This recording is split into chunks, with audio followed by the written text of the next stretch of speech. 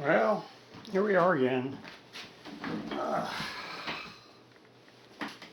and been working on the knobs. Actually, when I first started, I didn't even know these things had a little red dot in them. So, and that was the same too. So, I didn't know that would work. It was that clean. And the front tuning knob, it came out really good. And then the other thing I did, I cleaned all the rubber feet in it. So, took care of that. And I first started working on the speaker to fix one hole last night to see if it would set up good enough. So, I'm going to show you that. And I'm going to go ahead and do the other one.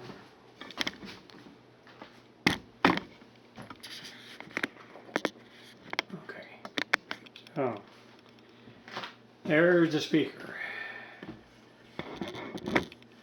This over here had a hole in it, and you notice it forms right in there perfectly. No problem. And I use fabric glue, good old fabric fusion,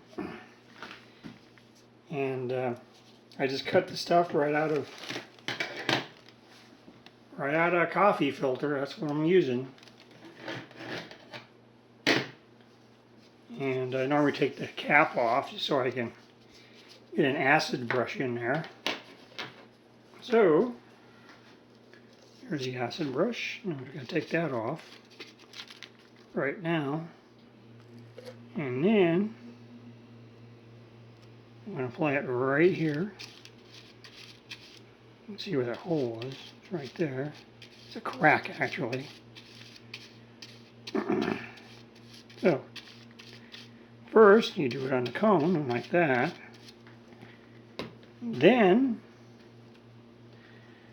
you get your piece you had, and you put it on there dry, like that, and then I'll show you why. Let's see. Make sure it's away from the cone. Right at the edge, just like that. And that covers both cracks. And then we go right back over top of it with more fabric glue. Make sure it's a hard coating. It'll never come off this way. I've done these before. In fact, I've even done on a complete cone before using this method. And it does seem to work. I mean, they haven't broken apart or anything. So, and actually put some more just in case I have any little small cracks on the edges. I'll use that too.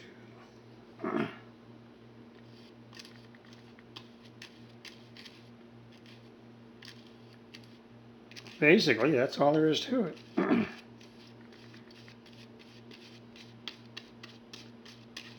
when it's done, it'll be dried in actually a couple hours, but dry overnight before you go ahead and use it. But that's it. That's all there is to it. And it works pretty well. And then what I'm going to use back here this time, rather than use my other soldering station, I have I have another soldering gun I'm going to use back here instead of the other Weller I have in my other shop. So I'm going to use this one back here. This is a 100-watt iron, so it should be enough for this because it's all I really need. I'm not sure it'll be. It shouldn't be that hard.